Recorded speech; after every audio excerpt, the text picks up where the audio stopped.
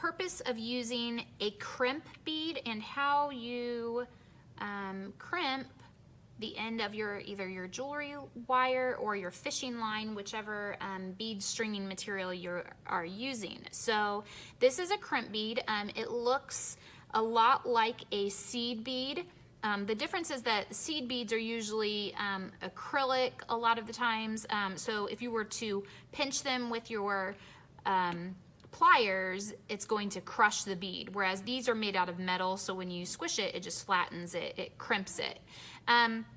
So the reason for using a crimp bead is it's a way to start or end your necklace, your bracelet, whatever it is that you are making. So if I wanted to use we use fishing line a lot in my classes. It's very inexpensive, and you can get some that will hold up to 10 pounds, and it's clear, and it just works really well for what we do in class. So if you wanted to start, let's say, a necklace, the way you would do this is first you would grab your fishing line, you would slide on your crimp bead. Don't crimp it yet, just slide it on.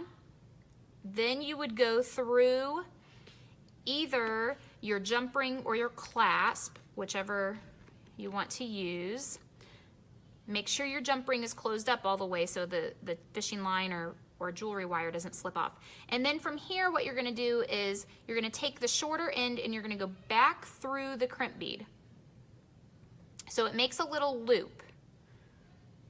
And maybe, you can see what I'm doing here. And then from here, you just wanna pull that crimp bead close to the jump ring, like this, and use your either your needle nose or your bent nose pliers. These are the bent nose pliers, and squish that crimp bead. So you're crimping it. That is going to hold the jump ring on here.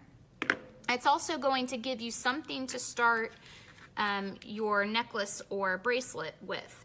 And from here, this is where we usually use like a little clip, and we'll clip the end of this down to a board so that it's not flying, flinging around everywhere as we're trying to bead it.